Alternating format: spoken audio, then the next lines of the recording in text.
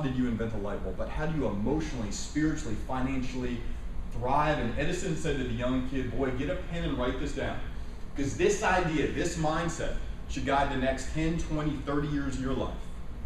I open up my eyes. I find out what the world needs. And then I proceed to invent. And the young boy didn't get a pen, he didn't pay attention to Edison, and Edison said again, young man, I'm telling you this. Take your strengths, your skills, your particular passions, and throw them into solving what the world needs the most, and that's how you thrive. I find out what the world needs, I open up my eyes to what the world needs, and then I proceed to invent. Now today, if we just have a little bit of courage and a little bit of insight, we can open up our eyes to what the world needs the most. In a world of 6.8 billion people, 1 billion people live under $1 a day. 2 billion people live under $2 a day. 76 million kids live out on the street under cardboard boxes instead of having an opportunity to receive an education in classrooms like this.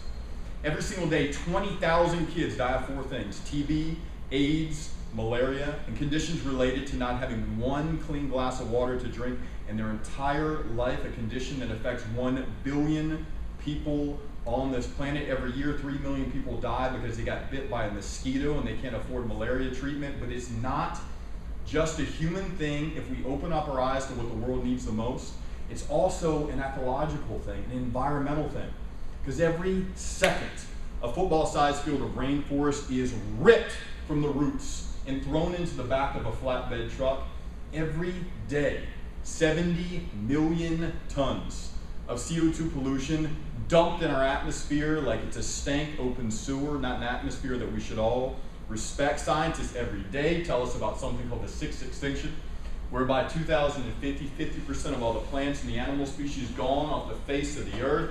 And every day, 70 billion animals live behind the walls of factory farms, suffering from cruel and inhumane punishment. And often, and I was like this for so many years, we can be apathetic. Back in the day, I was obsessed with football. All I cared about was playing in the NFL, and I didn't give a damn about what the world needed the most outside our borders, or particularly in the United States. I was very focused on what I was going to do in my athletic career. Lots of my friends cared, though. But instead of actually doing something about it, they would get angry and rail against society and complain to their friends and whine to their mom and dad about it, but they didn't really do anything. I want to talk to you today about a third better choice, about a choice that more and more young people are beginning to entertain. A choice that says, I'm not going to be apathetic, I'm not going to whine and complain, I'm not going to be a martyr to the world, but I am going to thrive. Because right now, the world's biggest needs align with opportunities for you to do just that. Solving the world's biggest needs out there, solving the needs of homelessness and of education here in the States and around the world, solving the needs of global hunger, of global health, solving the environmental needs, the animal needs here in the States and around the world. Open up opportunities for you to bring your best self to bear.